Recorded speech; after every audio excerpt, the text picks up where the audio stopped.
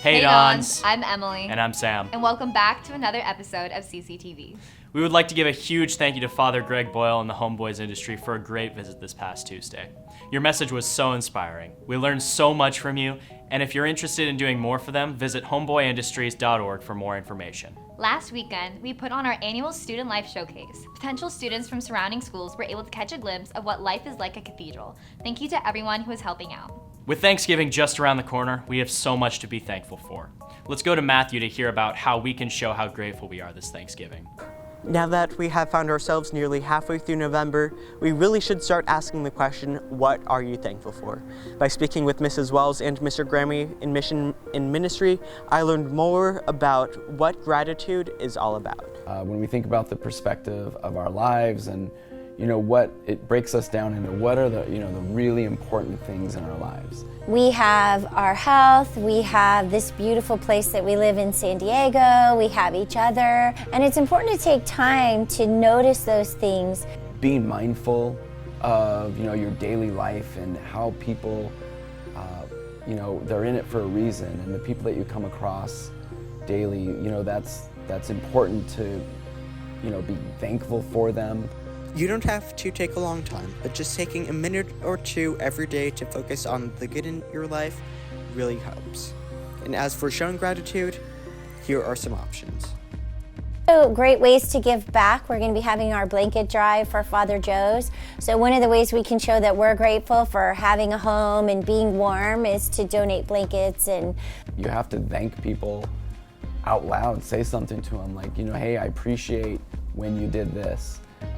Thank you for helping me with that, or whatever it is, but really to voice that.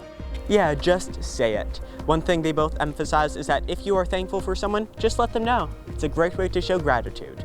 But here's Mrs. Wells with some final thoughts. So no matter what your faith tradition, no matter what your background, it's a time for us to gather together. It's one of my favorite holidays because we're just together and there's no pressure except for making that yummy turkey. So November is a great time to specifically focus on your blessings. So while we may be searching for good in different areas of life, why not think about the good that's already in your life?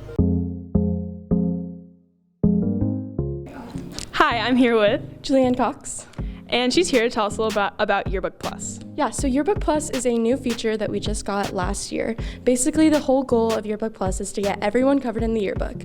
So you can submit your own photos, you'll scan a QR code, and upload your own photos yourself that will be saved for up to 30 years. And basically, it's just you can get yourself covered in the yearbook, you can get your friends in there.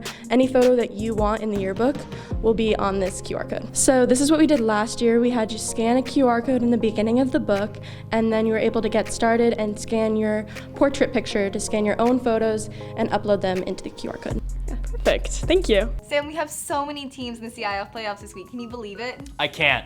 We should head over to Andreas for more on that.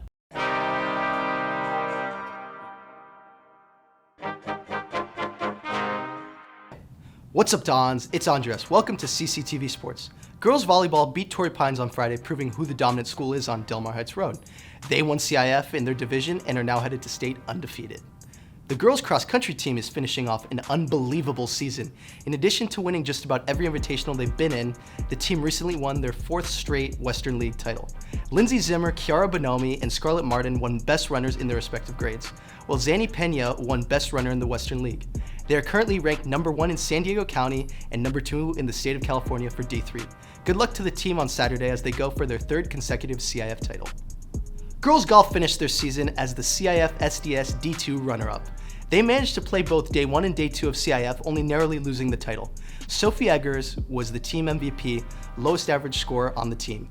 Ellie Claire got a personal best of 77 on 18 holes. She was also placed first individually at the city tournament with this score. Field hockey is in the second round of playoffs. Congrats to senior Katie Kim, who is committed to UC Davis. Talia and Audrey will have some big shoes to fill next year, as they are the only 2 freshmen on this year's varsity squad. Girls tennis has had an amazing undefeated season, and they are our Western League champions. Irene Torres won the individual singles Western League tournament and is the player of the year. Irene, Scarlett Lee, and Jenny Yablonki made first team All-City Conference. Semi-finalists in the CIF Open Division, 10 of our 16 players also qualify for the CIF Individual Tournament. Football is going off to CIF against other D1 schools. They play this Friday against Torrey Pines at home, so be there. Hey Dons, it's Emma here, and I'm going to be interviewing the Cathedral Catholic Dons football team. Let's get into it.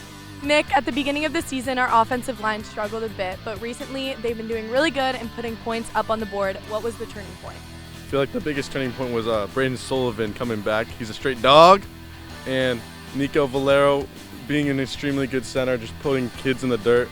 Our teammates on the O-line have been stepping it up recently, and turning from a wing T to a spread offense has been really good for the team. Jack, I know you transferred from Nevada. What is it like playing in Manchester Stadium? It's definitely different. There's a lot more people. Our student section's awesome, and it's just a really cool environment to play in. It's a lot different than Vegas, but it's going to be fun. Hopefully we can get everybody out for the playoffs and make a run at a state championship. Max, what's it been like being the only veteran on offense, and what have you had to do to step up as a leader? It's definitely a blessing, just trying to implement the same things we did last year. I know what it took to win a state championship, so trying to implement those things this year. And, as leadership goes, I know I have so many brothers on the team, so many brothers, my little brothers, like Chris Schilling, Austin Montero, I try to help them out whatever way I can. So it's really a blessing to have these people that I can lead. What's up, Dons? It's Patrick with CCTV Sports. I'm here with the defensive captains of the football team. Sean. Jack. Victory. Marcus. So, Sean, who are some standout underclassmen on the football team? We got some really good young running backs. Ethan, McMinion, Ford, Larkin, Kenny, and then shout out my guy, Austin Montero. All right, Jack, guide me through a game day. So we start off after school, we go to Mass, and then we have our pregame meal, and then we do our walkthroughs, and then we head down and get dressed. Victory, you recently committed to Colorado. Why did you choose that school? It's just a place that I saw myself playing at, and being in the university, I really felt at home there after I took my visit, and I felt like it was the right choice to make for me. Marcus, you were recently named PPR two-way player of the year finalist. How does that make you feel? It feels good. It's a good accomplishment, knowing I put in a lot of work this season, so it's good knowing it's getting recognition. All right, Sean, who has the most drip on the team? Oh, without a doubt, Andrew Rismo. Shout out my young life. That's my son for real. Good luck to y'all against Torrey Pines tomorrow.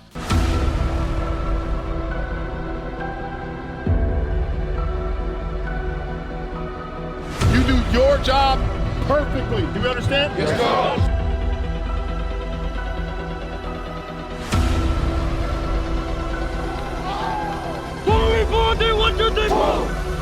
Let's go!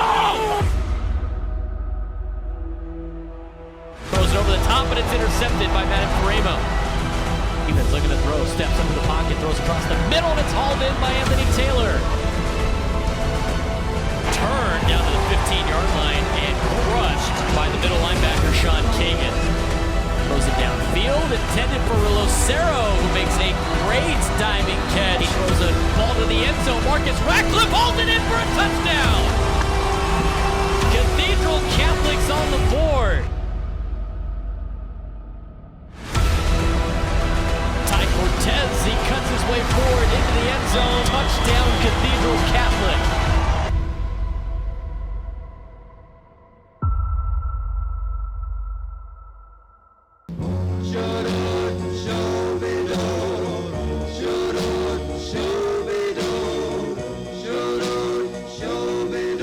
Tomorrow, we don't have any school, but this is not just a saving grace from our teachers. We are honoring all veterans who have served and are serving our country.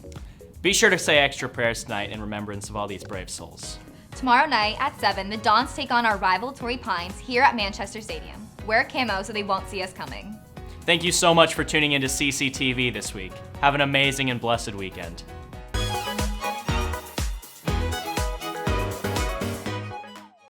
We should head over to Andreas for more on that. His name is Andres. I don't care. I'm gonna keep calling him Andreas.